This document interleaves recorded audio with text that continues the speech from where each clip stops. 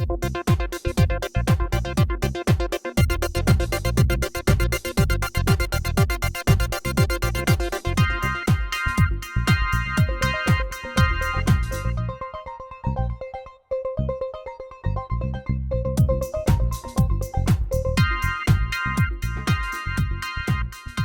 I'm JC Alvarez, and this is Talking About, and we're very lucky to have on our stage today one of our favorite things, performer Raven O.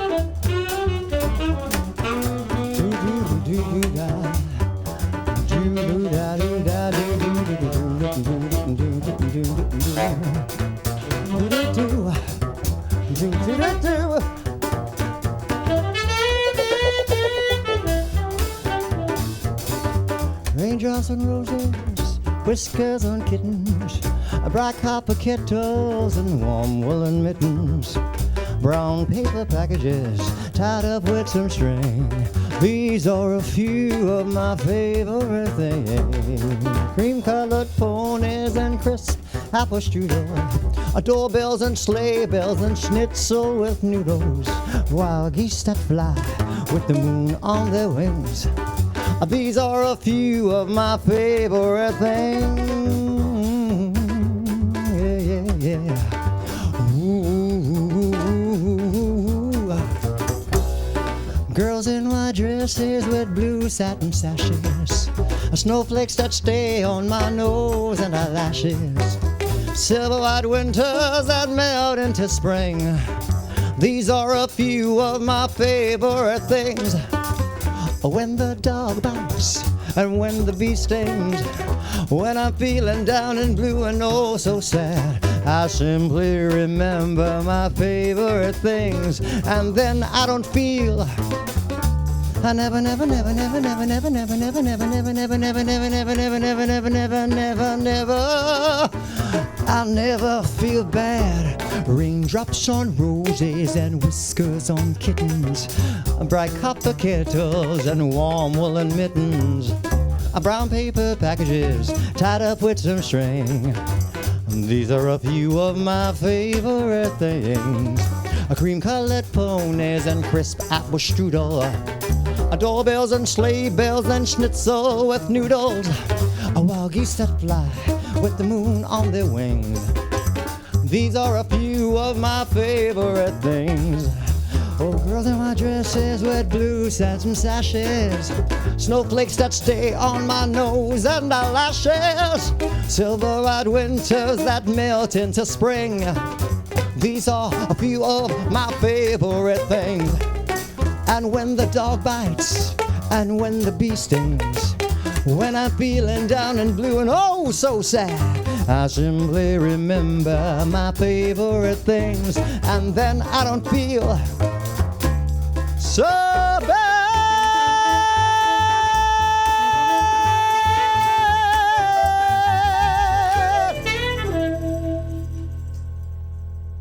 Raven, come on in. We're so happy to have you here. Thank you, thank you. It's like a once-in-a-lifetime experience. I was actually surprised because the voice and the choice of song doesn't match the appearance. I know, everyone says that, yeah. Well, you know, I'm like, my favorite music is jazz, and that's what I usually do, so most people think I'm going to sing like punk or rock. I did that in my earlier years, but I always kind of gravitated back to, you know, jazz. That's my favorite. Yeah, so. And it's a lot of the music that you're now exploring in your new one-man show, which is going up at the Bleecker Theater, right? Right, Bleecker Street Theater, yeah. The Bleecker Street Theater. Bleecker Street Theater, yeah. Yeah, which is a great sort of exploration of your life, Yeah, it's like autobiographical. Yeah. through music and prose, because you tell stories as well as Yeah. songs that Yeah, all accompany. improv. All of it is improvisation, Okay. so you never know what's going to come out of my mouth. Which is So every kind of show is somewhat different. I tell the same stories, but depending on the audience and what I'm getting from them, they might be a little bit more changes, and then once in a while I'll switch off on something else, and I'll just, it's just always changing constantly. I like to do it, everything kind of like on the seat of my pants, Like Well, jazz, you need a lot of space to Exactly. improv. Yeah. So- Because isn't that where your breadth of music began with jazz, right? Yeah, That's all where of it. Yeah, most of a huge. I mean, my earlier years, I did a lot of like typical East Village, Lower East Side punk rock kind of stuff. But I always gravitated towards doing jazz music more than anything. Yeah, Excellent. I just like the freedom you have with it. Yes. And the discipline involved with it. In punk, you just kind of scream at the top of your lungs, and with jazz, you kind of sort of have to know what you're doing, musically. A little more nuanced. Yeah, you can have a little bit more dynamic in that. Yeah. And your audience gets that. Your audience that comes to see you, they're kind of already fans coming in. Because I mean, they must have already been following you, because you've been doing this in the underground scene, sort of like establishing it and kind of making it your own for a while. For a long time, I've been in New York about 36 years, something like that. A very long time. So and So Long from enough birth, to get huh? all the modern birth. yeah, from birth. Yeah, right. So the lighting is looking really good. Wash it out. But I kind of like I have this really. The cool thing about the people that come to see me, they're really dedicated. They're real followers. It's like, because they understand me, and they understand that my whole thing is always changing, and I'm always morphing. I'm always changing the way I look and what I do. So they know that they don't know what to expect. So I'm very, I kind of like always constantly growing and trying new things. So my audience are really, really faithful, and I love them. They've kept me fed and clothed and housed for my whole career, so most of my adult life. So yeah. And you unabashedly reveal a lot about your past Yeah. in your show, which is really refreshing to new audiences that don't know a lot about you. It's just a wonderful thing for an artist to be so joyously expressive about where they've been, to sort of like signify where they are. Well, it's the big thing that I've always said about me is that I'm a really bad liar. Even in the past, when I was living a criminal lifestyle, I was really bad. I would get caught, and it was really bad. So I'm like, well, because I was raised to be very honest. So the best thing I can do as far as my show and what I do is just be honest and just be straightforward to people and tell the story the way I feel. It could come across and connect with the audience. So, everything, it has to be like that with me. Yeah. Now, what's really great is that when you started the show, it had, I actually got to see it when it had its Yeah, I only know. 2-night stint. Yeah, we did a little experiment. A little A experiment. winter experiment. Yes, yeah. And now it's been extended through the summer. Yeah. And that must be really exciting. It was the dream, I mean, we were just going to do one night, and then we said, okay, let's do Which two. was celebrity laden. There were a lot of celebrities there. There was a lot of And then me. another celebrity. But we decided, okay, we'll do 2 nights, and because of this PR person, friend of mine, not my publicist, but somebody else suggested you should do 2 nights, because then it's better that way. Press suite. I was going, oh, okay, whatever. So my manager was like, okay, let's do 2 nights. So I said, okay. So we did it. And I was stressed out, like, oh, nobody's going to come the second night, but everybody came, it was packed, so. Yeah. There were posters all over the city, all over. Yeah, that's my manager. He's the genius guy. He was like, we're going to put lots of posters so everybody can see your face. Get your name out there. And I was like, yeah, okay, who's paying for it? Yeah. But we did it, and it worked. So, and now the theater, they love the show, and they're partnering with us. They're like co-producing it, which is amazing. I was really worried about that, and they were like, no, we want to come in as partners, and so they're actually presenting the show. They're helping produce it. So that was really nice of them and kind of them. Yeah. So audiences can certainly see something almost new every time that Pretty they come to much, see it, yeah. I mean, it's because there's a lot of improv involved. It's going to always have that edge of what's going to happen, because if something happens, anything can happen at one of my shows. yeah. If anybody's come to my shows, I mean, all kinds of crazy stuff happens. So I keep it as loose as possible. Yeah, I don't over rehearse anything. Luckily, the musicians that I work with are like really extraordinary musicians. I work, my bass player Ben Allison.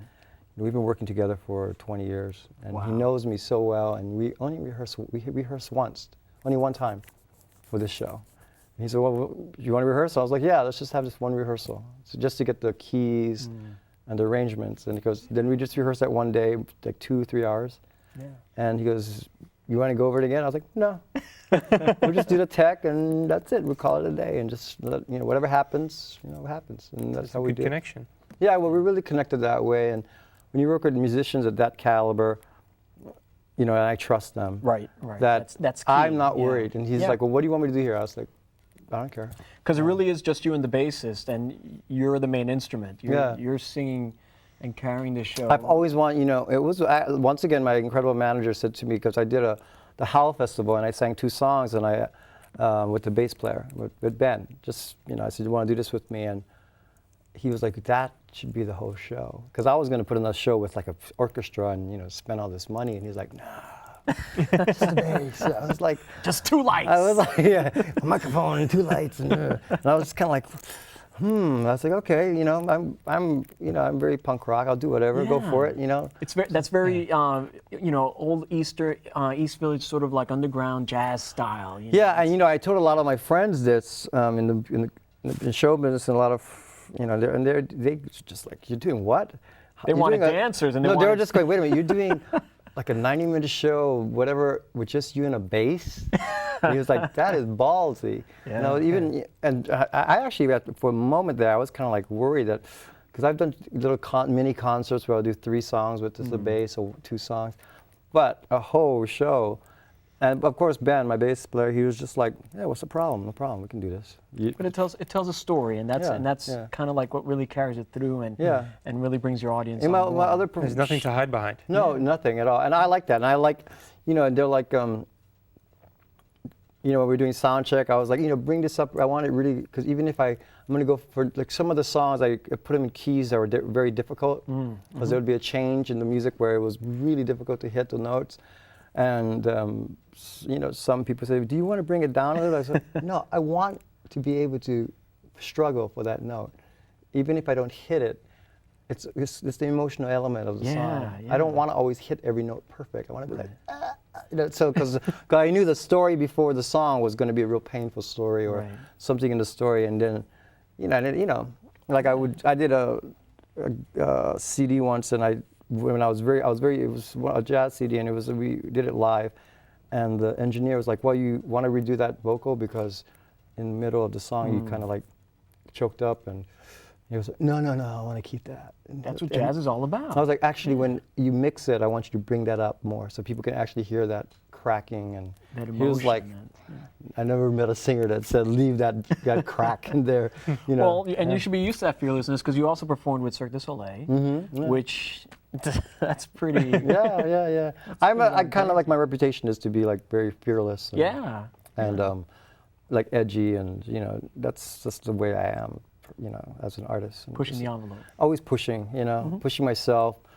I always try to push myself to try different things and learn new things. And I've never done a show like this. I never did a one-man show. I never did it where I was just going to do it completely improv and then did tell stories. I never did. This is the first time. That night I did it. First night was the first time in my 30-something year career that I ever did anything like that. I thought of it, and I was like, I didn't even rehearse it, and I just said, "The hell with it, let's go for it." And I just went for it. But that's kind of like what I do. I just kind of like take a chance and just go with it. I'm confident in my audience that they're going to be with me, and they're going to be like, "Yeah, go." So they were really cool. Yeah. And you just recently also did a little cameo appearance in a spoof of Lady Gaga's telephone video. Sherry Vine, the drag superstar Sherry Vine. You and Joey Arias, who the both of you sort of like created this sort of underground movement in music and stuff, and there you both are in this. Well, Sherry is one of my oldest friends. I mean, I was there when Sherry started, and I had been there like way before, years before. So I kind of like helped mentor Sherry Vine about do this, take that off. Kind of like almost like a parent, And and she called me and said, I need a favor from you. And I was like, what? Would you do this and do that? You know, if you haven't seen it, you got to see it. It's hilarious. Yeah, I don't want to give away. Yeah, but because you know, it's a great cameo. Yeah, and people are freaked out. I have got like phone calls. People are like, did you just do that Sherry Vine video? They were Someone just shocked. photoshopped you into that video. Yeah, I was like, oh no, I did it willingly. And she asked me to do it and Joey to do it, and we, you know, we're family, so I was like, yeah, anything for you. You know, and I was like, he's like, well, you know, you got to do this and this, and I was like, I don't care. So, That's yeah. brilliant. I mean, I've done stuff in my career that most performers wouldn't even touch. Really? You know? Really? Like what? Yeah. Really? Do tell. Really? Like what? Interesting. No, I've done stuff like, you know, complete nudity and like, you know, like crazy stuff, you know, and I don't care. You know, I'm just like, I just want to experience it, and you know, just as an artist, you just kind of like, it makes you richer as an artist. So Right. you just gotta just push it, you know. And like both John and I, we both participated in the No Hate campaign. yeah. And you also participated. Yeah. Everyone's had a different reason for being a part of this. What was your motivation behind being a part of Adam's project? I just want to like make trouble. You know what I mean? I just want to make as much trouble as possible for anybody, any of the establishment that tells me, tells people, anybody, you can't do that. Like you can't, you know, the whole marriage issue is so, it's to me, I just can't understand how you can tell somebody that you can't love that person. You can't, and just the whole thing about equality, you know, I believe in equal rights for everybody, and I actually don't even look at it as a gay or straight or anything. It's just like, and you know, you have these like real like conservatives saying, well, what if somebody wanted to marry a donkey? I'm like, you shouldn't be able to marry a donkey. Wow. I was like, you can marry whoever you want. When you're an adult and you're paying taxes, and you know, you can marry whoever you want. I don't know, the donkey would want that, Yeah. but you Well, know the what I donkey mean? isn't paying taxes, so the donkey is out. You know, but you know what I mean? It's Yeah, like, why sure. are you telling me who I can love and what I can, you know, as long as you're not hurting anybody. You know, Yeah, it's like, I mean, you know what I mean? I'm that extreme. You know, people always, what's my political party? And I was like, anarchist. You know, I'm just like total anarchy. I don't believe in God, government, and it's like, you know, all these like people telling me what I can do. As long as I'm not hurting somebody, it's just me, and it's like mutual understanding and agree, you know, with the person then. So anything to make trouble, I'm always about. Yeah, because this definitely has brought so many different people from so many walks of life together to be a part of this statement. Yeah. It's just been phenomenal. And it looks great. They do such great Photoshop. Yeah. I you love can see your Photoshop. tattoos. This is Photoshop, I hope. You can see a lot of your tattoos, Yeah. which some people get to see more of, but that's a whole Well, other if we'd known story. about the nudity, we would have invited Oh, you you know, that way. I did a show once. I'm not going to say where, but I did a show once, and in the show, we were doing a statement against the press. Okay. You know, tabloid. You know, like you know, and so because we had gotten some really like nasty press stuff with this show I was in, and it's like, we're ready. Let's do something where we can like kind of almost tell the press to, you know, kind of give them the finger. So I said, well, why don't I do something nude? You know, so we did this nude number, and it was the dancers are all, you know, in this shows, and they're all reporters, and I was naked, but I had my back to the audience, which is, you know, normal. But then at one point in the number, I turn around and I'm completely frontal.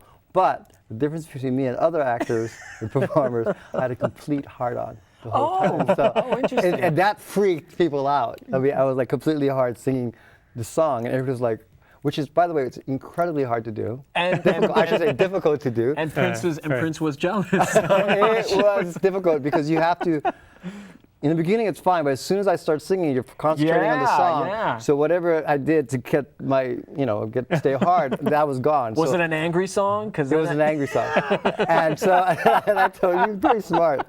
And I told everyone, the crew, everybody, I said, listen, when this song starts, we have about 1.5 minutes, 2-minute window before that effect goes away. So when I say go, start, and when I turn, that's it.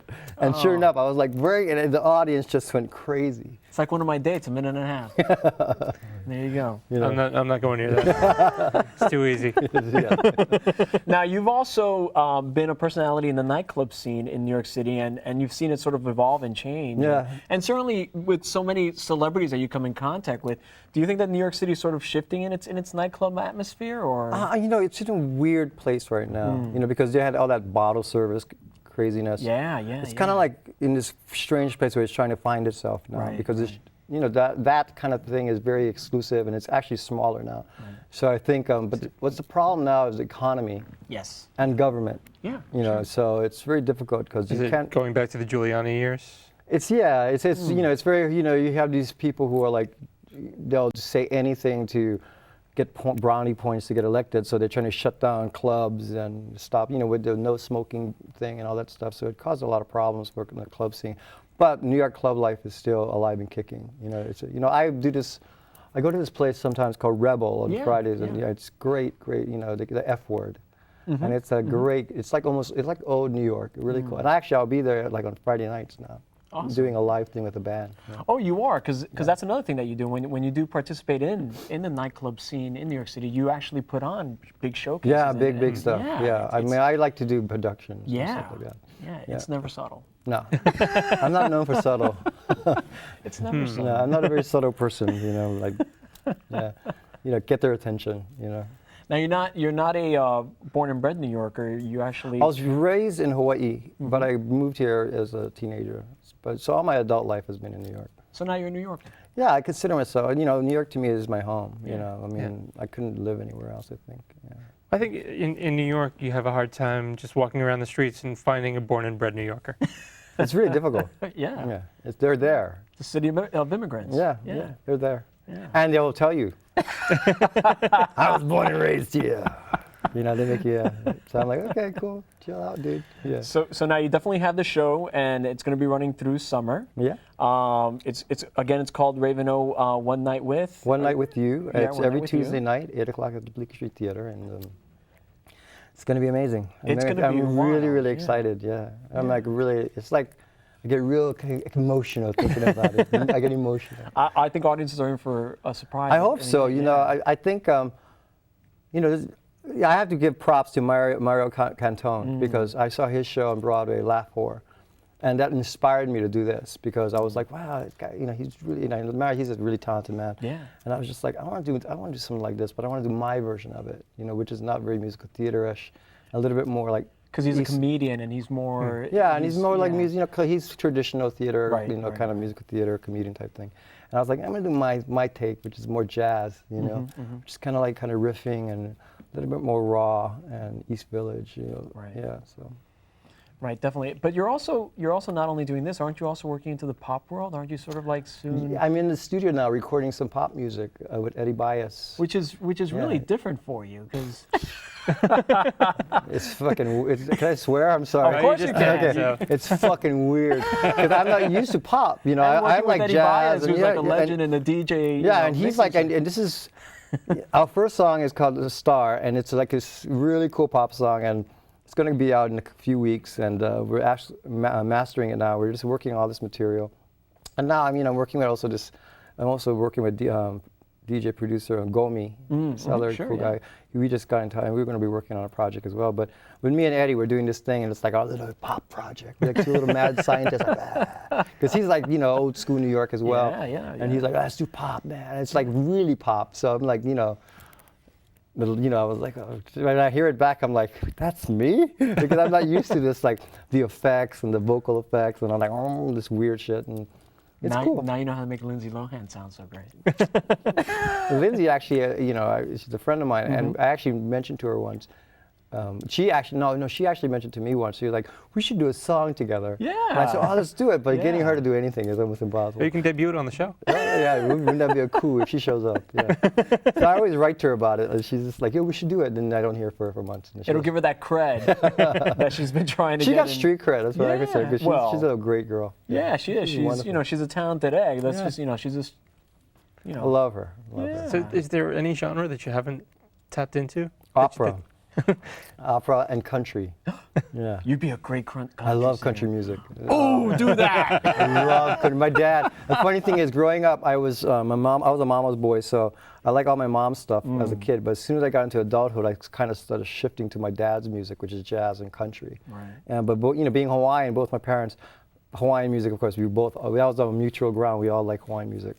But I love country music, but not like this modern weird country, but like, you know, classic country music. Almost like Elvis Presley, kind of like, you know, his early stuff, which was country. Yeah, kind of tinged. rockabilly Yeah, kind of. yeah, kind of that, rockabilly. Yeah, there you that go. kind of like feel. Yeah, that's why One Night with You, that's the title song of my show, is Elvis' first single. Right. This is not his most famous song, but it was, and if you listen to that song, it doesn't sound like classic, you know, typical Elvis. It's before, you know, that he had that kind of style, but that's an Elvis song. Yeah. Yeah. Well, I mean, I find modern country to be sort of like classic rock and roll. Yeah, like it's more early rock. and roll. It's more like kind of like Early like rock and southern roll. rock, kind of, which I like too. But I like real old school country, you know, Hank Williams and, you know, that kind of stuff, you know. Old school Johnny Cash. That kind of stuff, yeah. Which you do so well. Oh, thank you. Yeah, it's one of my favorite songs. Yeah. So if people want to learn a little bit more about you, you have an online presence? Yeah, you can go to raven-show.com, and there's all information about the show, tickets, and I have a fan page on Facebook where, you know, you can go there, discount tickets and all kinds of stuff like that. Yeah, and also, you know, the telecharge and the theater, but raven-show.com, you can get all that information. Yeah. Is the main site for all the information. Yeah. That's great. Yeah. Well, we wish you really great success, because I know the show's going to be a huge hit. You know what? I feel good about it, and you know, I just hope a lot of people come, and eventually, after if we get extended past the summer, that would be cool too. But then I want to tour it. Oh yeah. It's a really cool show to tour because, you know, the subject matter anybody can relate to. Yeah. So I'm like, I want to tour it and be all around the country. Unlike a lot of people, I love touring. I love doing that kind of stuff. You know. And with the simplicity of the show, so many people. Easy to do. Yeah. It's like no budget. It's like, ideal. Show up, sing, bye, pay me, and I go. Yeah. California will love it. I don't know. I haven't performed in California in a long time. Yeah. Every time, the last time I performed, there was a Joey Arias, and we did a big show, and all I remember is that everybody was so consumed with being who was in the room. They weren't paying attention to the show. That I had to literally stop the show, and I actually went to tables and was like pointing people out. Just did a whole riff on like oh God, I tore everybody a new asshole. So again, the show is now running at the Bleecker Street Theater. It opens May 18th, Tuesday, May 18th, and it'll be all summer. Every Tuesday night at 8 o'clock at the Bleecker Street Theater, 45 Bleecker Street, between the Bowery and the website again? Raven-show.com. Okay, and you can find more information about that on our website, www.talkingabout.info. Thank you so much for coming and performing for us. Thank you. I'm John Griffith. I'm JC Alvarez. And this has been Talking About. See you next time. Take care.